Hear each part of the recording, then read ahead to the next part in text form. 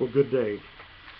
Because of the time differences between Oklahoma in the United States and the hours in Central Africa, I'll not try to say good morning or good evening or good night or good afternoon.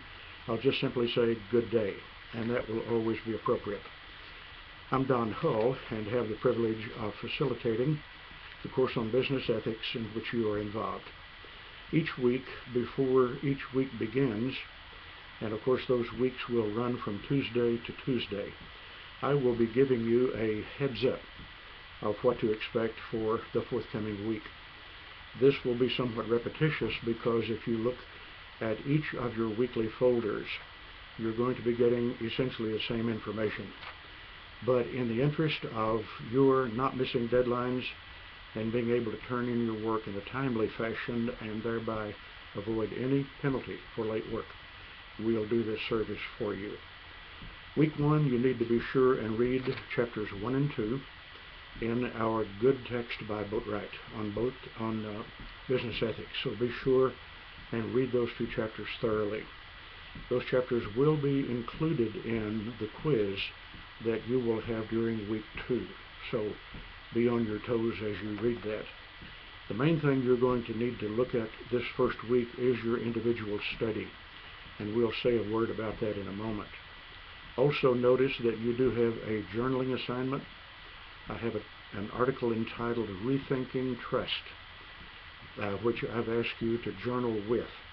Now, before attempting that assignment, go to Course Information and find the brief document that I've created for you called Creating a Journal, and look at the 3 parts of the outline that we have suggested to you for journaling. Some of you perhaps have not done this kind of assignment before, and so this will be new to you, and I urge you to follow the instructions carefully. Also, this week we are giving you an opportunity early on to solve a brief ethical dilemma. I'm going to call those mini dilemmas. They may look larger than many to your eyes, but they're intended to be a relatively simple dilemma which we've asked you to solve. So 3 assignments really: your individual study, your journal, and your mini dilemma. But be, of course, alert to read chapters 1 and 2.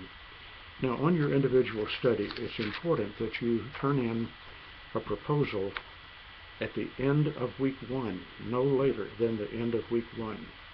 And that, of course, would correspond to March 12th. We begin on March 5, so you have a whole week to complete your proposal and get it turned in by March 12th. There will be a significant penalty if you do not keep this proposal deadline. This is not designed to create a hardship on you, but it is a strong effort on my part to ascertain that you have begun your individual study during week 1. You must not delay getting your individual study started until week 2 or week 4 or week 5. We will create a mess if you wait. So the intent is to get you to decide what you're going to do, propose it to me, let me accept it, and get you started on your individual study during week 1. Be sure and read the guidelines for individual study provided for you on Course Information. Now, I've got a hard copy here in my hands of what is provided for you on the Course Information document. But you have your choice of several different kinds of ways to fulfill this assignment. One way that you see is to select a recent good book on business ethics. Read the book, do a critique of it, and then do your paper on what you found, and paying particular attention to include your personal takeaway and benefit from that.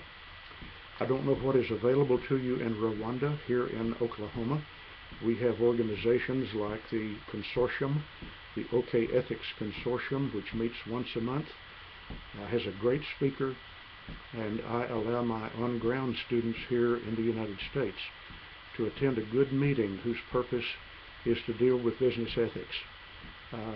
Presumably you will hear a speaker, and then you would listen to what the speaker says, report back what you learned in the form of a paper, and that will meet the requirement for individual study. I've also shown in those guidelines how you may choose to do a paper, a research paper. And this can depend on what field you specialize in. Perhaps it's accounting, it could be criminal justice, it could be nursing. The list is endless of fields that you may want to do a research paper about. And of course you're looking at the ethics within that profession or that field. Perfectly good way to do this would be, let's say you are an accountant and you would want to do a paper on something like current ethical issues facing the accounting profession. Or maybe it's architecture, or maybe it's nursing, or some such field. And then lastly, if you have access to an individual in a company, perhaps an arm of the government, educational institution, frequently institutions of some size will have officers on their staff whose purpose is to oversee ethics in that organization, and they are in charge of training. They are in charge of providing processes where people inside the organization have an opportunity to do what we call whistleblowing if it's necessary. But an interview with such a person, if you have access to them, would be a very good way to fulfill this assignment for individual study.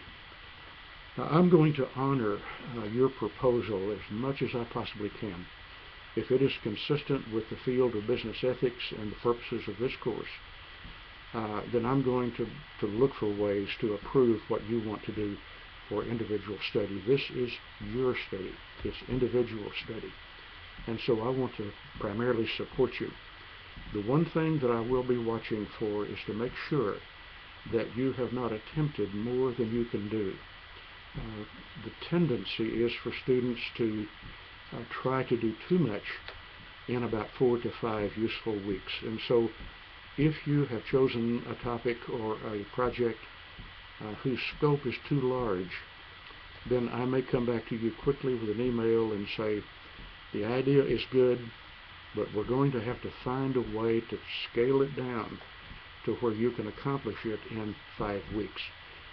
You don't have a year to work on your paper for this course, only about 5 weeks. And so choose something, watch the scope, and get your proposal into me this week. And I, of course, will return an email to you promptly, usually approving your proposal on the first reading. So that's it for week 1. I hope you're up and running. Remember that our online courses start fast, they go fast, and they end fast. And so you must start from week 1 diligently, ardently doing your work, keeping the pace, getting your assignments in on time, and avoiding penalty. Hey, have a great week. Thank you.